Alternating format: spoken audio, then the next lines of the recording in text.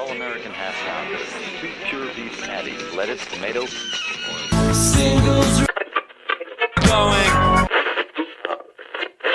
steady.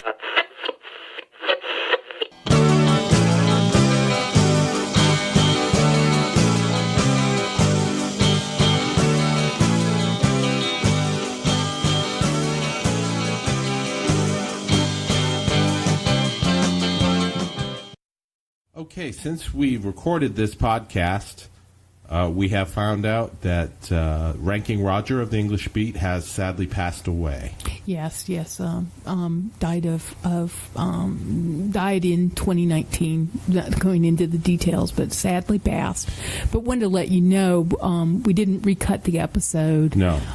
But we wanted you to know that it was recorded prior to learning that news. He will be very much missed. He was always just a great presence on stage when I saw him. Very positive, upbeat, and of course, as we mentioned in the podcast, Adrienne, you actually got to meet him. Yeah. I met him, and Dave. They had that unique.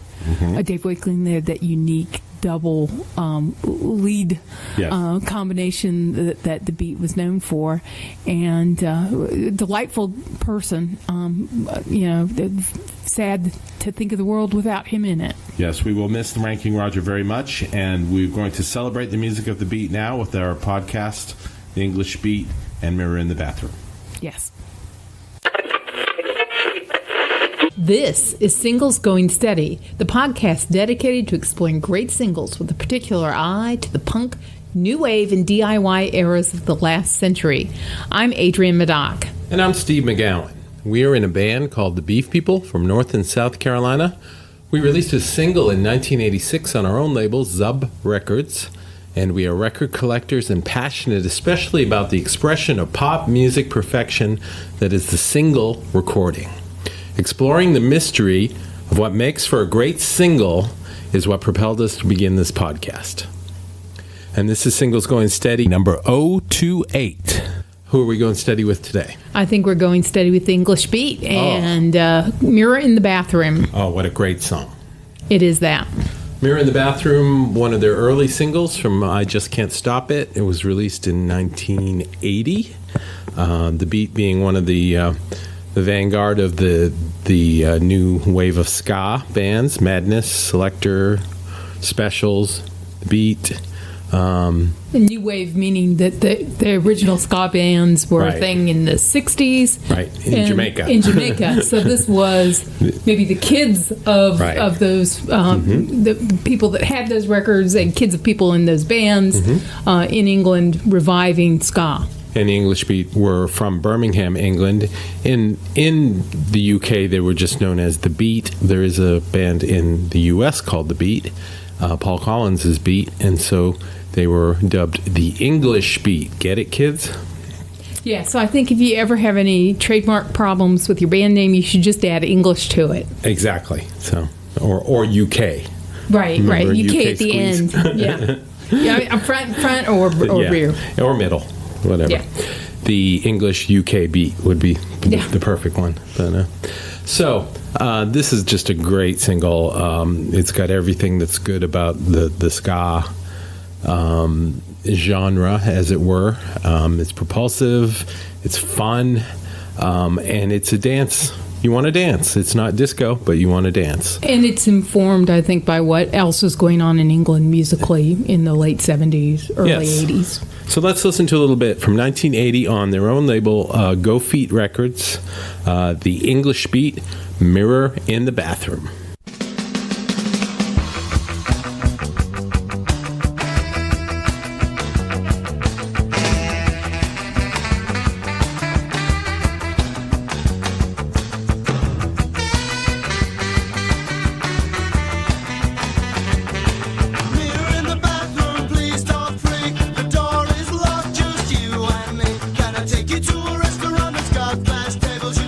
Yourself while you are eating.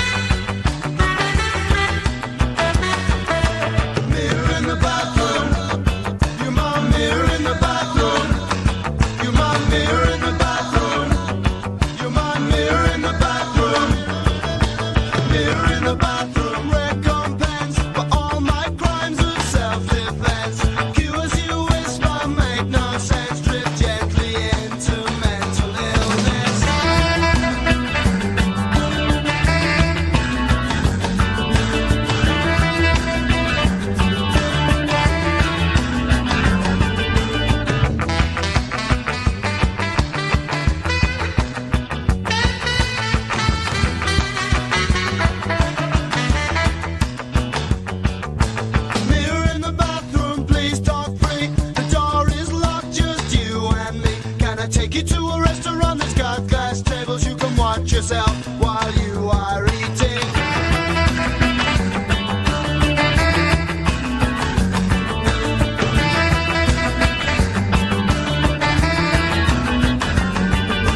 Mirror in the bathroom. Mirror in the bathroom. Mirror in the bathroom. Mirror in the bathroom.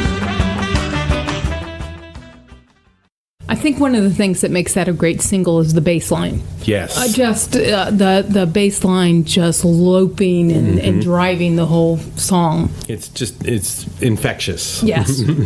So that's one of the things that definitely Yeah. makes this a great single. And the cool drumming and the amazing little sax stabs. Yes, and just a little follow up on the sax is that this is part of what makes the English beat unique is that they brought in a member from the original ska movement, Saxa, a Jamaican sax player who had played on a number of recordings in the 60s. Prince Buster. Yep, the real deal. Yep, Desmond Decker, and he was considerably older than the rest of the band, and he really brought some class to the band. Yeah, I can remember a contemporary interview with him in maybe Trouser Press or Cream. They were talking to him, and he was just such a charming fella. He was talking about how much he liked dogs, and he said, "One day I'm going to get me a dog zoo." So I know he passed recently, so Yes. I hope wherever he is, there's a dog zoo. Yes, good old Saxa. He was amazing. The English Beat put out 3 full-length records. The first record by the English Beat was "I Just Can't Stop It," and this is on that. It was in 1980, and it's just a great record all the way through. It's very much in the vein. Every song is in the vein of "Mirror in the Bathroom." They're all dancey, fun, just great stuff. Does that have "Stand Down, Margaret" on it? I believe it does. Which is political. Yes. So, I think a couple things they did were sort of you can view as being political or being a statement, bringing in Saxa from the original wave of ska about being half black, half white players. That was bold. Yes. That was a statement. And I think also that they've got a danceable political song Yes. on this album, and having their own label. Yes. Having the single on their own Go Feet label. And they had that astounding Andy Williams cover, "Can't Get Used to Losing You." Yeah, well, of course, their first single was a cover also. Yes. Tears of a Clown. Yeah, Smokey Robinson, second appearance or second call out for Smokey Robinson on the podcast. I think 002 was From Head to Toe. Right. Smokey Robinson covered by Costello. So Smokey Robinson sort of... The beacon. Yeah. The North Star by which all ships were guided. Exactly. So after the Beat broke up in 1983-84, they went on to have a number of different spin-offs. They became Dave and Roger started the group General Public. And These are the vocalists. Yes, Right. we will talk about General Public probably in a future podcast. And the bass player and the rhythm guitarist hooked up with Roland Gift and formed the Fine Young Cannibals, who had a hit with the Buzzcock song. Right. So everything's circular, it's right? all connected somehow, right? Nowadays, there are actually 2 versions of the Beat. There's a version called the Beat in England that's led by Ranking Roger, and the U.S. version of the Beat is led by Dave Wakeling. And this isn't acrimonious. This is by consent, right? Yes. Divide and conquer. Exactly. So I was lucky enough to see the Beat 3 or 4 times back in their heyday. I can't remember all the specifics. I know I saw them in Columbia once and maybe in Athens. And every time I saw them, they were amazing. Everybody was dancing, everybody was sweaty and It was having so a good great you time. forgot where you were. Exactly. And don't you have a story about going to see them? Yes, I won a contest, a radio contest at the college radio station at WXYC. We were lucky enough to have on the Special Beat Service album tour, the Beat come to campus, and I won tickets, dinner, and a trip in a limousine by writing an essay, Why I Want to Meet the English Beat. And of course, I had a clever thing that was all the song titles that was slightly racy. Well, okay, it was very racy and suggestive. And I won the contest. And I think they were, like thinking there was going to be some maniac there to meet them. But Well, there I got was, to in a meet them. sense. I guess there was, but I was a musical maniac. And the riding in the limousine, so you're talking to the driver. It's like, hey, have you had any famous passengers? And the guy said, well, recently I drove Walter Mondale. So there's the story. To see the English Beat? Yeah. The story's going to get more interesting. And yes, that was the other passenger, and we met the Beat, and a lifelong friendship. No.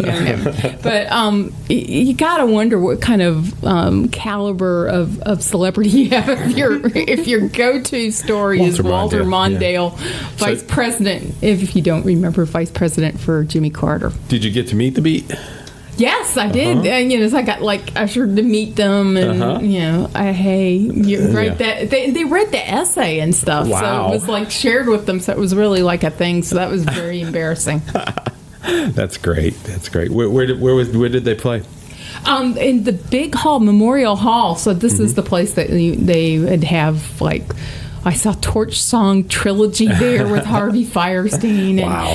So this is like the big, fancy, classical main stage on the UNC campus. And, gosh, I saw Bow Wow Wow there. Yeah. And I think the Pressure Boys, the local ska band, I think they opened. But they opened for everybody that I saw at Memorial Hall. And we opened for them. Yeah. And I opened the door for Walter Mondale. There you go. So you can't beat a story like that, kids. Brushes with greatness, brushes with mediocrity. The Beat are again one of our most beloved bands. Whenever I'm feeling down or anything, if I put on that first Beat album, I'm always cheers me up. It always makes me smile, makes me move my feet.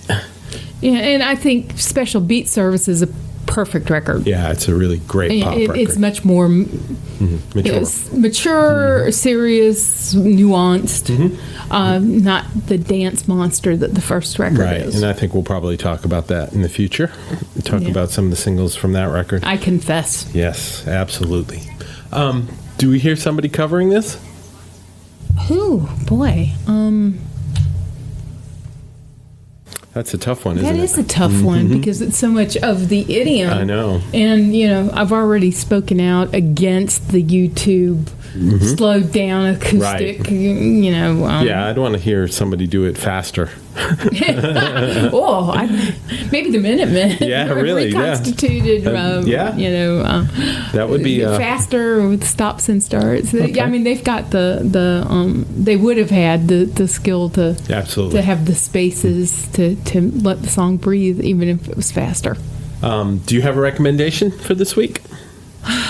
Or is it my turn? I think it's your turn for a recommendation, and maybe I'll cheat. Okay. My recommendation, it's kind of an obscure film, a documentary called Dance Craze, The Best of British Ska Alive. And it was released in 1981. It has live footage of Madness and the Beat, the Selector, the Specials, the Body Snatchers, Bad Manners. It's a cool little movie. It documents a time. We will try to get a link up to it because I'm not sure where you can see it right now. But there was a soundtrack album at the time as well, which I have. And there was a whole kind of sub thing going on there with the two-tone label run by the Specials. And Yeah, and we'll be talking about that because that was an Yeah. interesting business model. it really was. And if you get a chance, check out that documentary. It's called Dance Craze. And anything from you today? No, I think dance. I'll go with that recommendation Yes. again. And if you're looking for ways to just get up and move, you could do worse than the English beat. Will definitely get your feet going. Absolutely. Go feet. Okay, so that's our podcast for this week. It's 028, The English Beat, Mirror in the Bathroom, 1980. Fabulous band, fabulous first record. Please check it out. See you. And until the next time, we will see you then.